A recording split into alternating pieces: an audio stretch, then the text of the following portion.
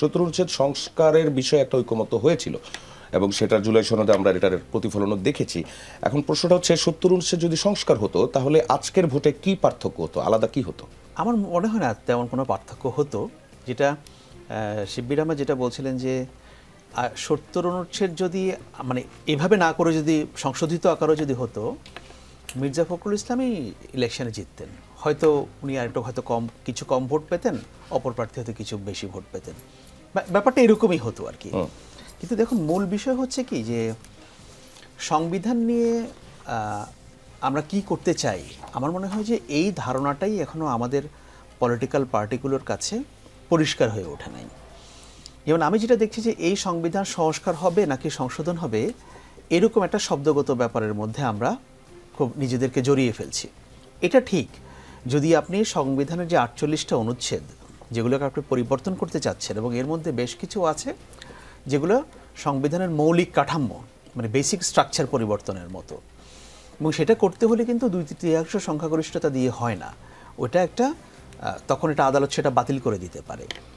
তো এখন মূল বিষয় হচ্ছে, আমি যেটা মনে করি, আমি সংবিধান সংস্কার বা সংশোধন এটাকে আমি অনেক বড় আকারে অনেক বড় পরিসরে দেখি না। কারণ আমি কখনোই মনে করি না যে আপনি ৭০ অনুচ্ছেদ আরও অনুচ্ছেদ সব একবারে সংশোধন করে আমরা গাড়ি স্টার্ট দেব, আমরা বলবো যে হ্যাঁ আমরা গণতন্ত্র শুরু করেছি। ব্যাপারটা ওরকম না। আমাদের যেটা হয়েছে, আমরা তো আসলে আমাদের ভোটিং যে প্রসেসটা, একটা ফেয়ার ট্রান্সপারেন্ট ইলেকশন প্রসেসটাই আমরা তৈরি করতে পারি নাই। এটা গণতন্ত্রের আমাদের যাত্রাই হয় নাই।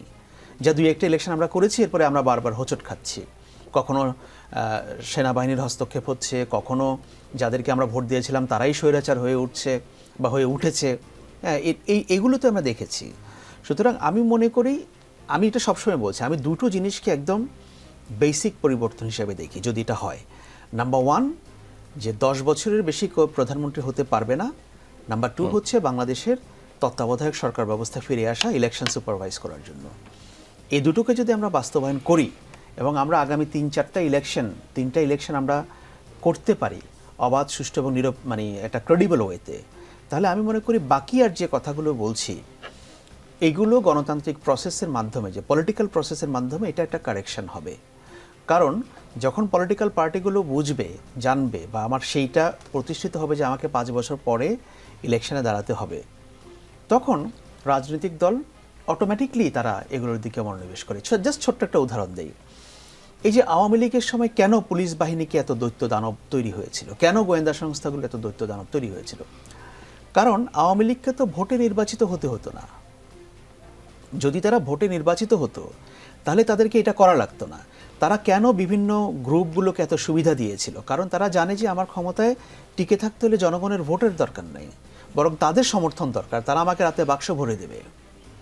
তা আমরা যদি ইলেকশন প্রসেসটাকে ঠিক করতে পারি, তাহলে পরে পলিটিক্যাল পার্টিগুলোর আর তোয়াজ করতে হবে না এই প্রফেশনাল গ্রুপসগুলো বা সরকারি কর্মকর্তা বা গোয়েন্দা সংস্থা তাদেরকে। পলিটিক্যাল পার্টি তখন ভাববে আমাকে 5 বছরের জন্য ভোট দিয়েছে, আমাকে 5 বছর পরে লোকে না চাইলে আমি করব না। আমার নীতি যেটা আছে, দেশের বাস্তবতা, আর্থিক সঙ্গতি সব মিলিয়ে যেটা নেওয়াটা আমি শ্রেয় মনে করি, আমি ওটাই করব। কিন্তু আমার যদি ধারণা হয় যে না আমাকে ক্ষমতায় টিকে থাকতে হবে, তখন তো আপনি ভিন্ন পরিস্থিতি দেখবেন। সেখানে তখন আপনি সংবিধান সংস্কার করেও কিছু হবে না, কোনো কিছুতেই কিছু হবে না। এই আওয়ামী লীগ অনেক বড়াই করে বলেছিল না যে সংবিধানে তত্ত্বাবধায়ক সরকার আর কখনো ফিরবে না, বলেছিল না? একবার দিবার না তো কয়েকশোবার বলেছিল। তো ফিরছে না এখন, তো কিভাবে হচ্ছে?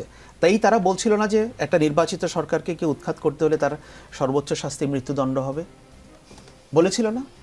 তো যখন জোয়ার আসে, গণ অভ্যুত্থান আসে, মানুষ যখন পরিবর্তন চায়, এইসব সংবিধান হলে কিছুই থাকে না। কিন্তু তাই বলে কি এটা থাকবে না? হ্যাঁ, তাই বলে এটা থাকবে। এই জন্য আমি বলছি যে আমার প্রসেসটাকে আগে এস্টাবলিশ করতে হবে, আমরা ধাপে ধাপে আগাই, সেটাই আমাদের জন্য বেশি বাস্তবসম্মত হবে।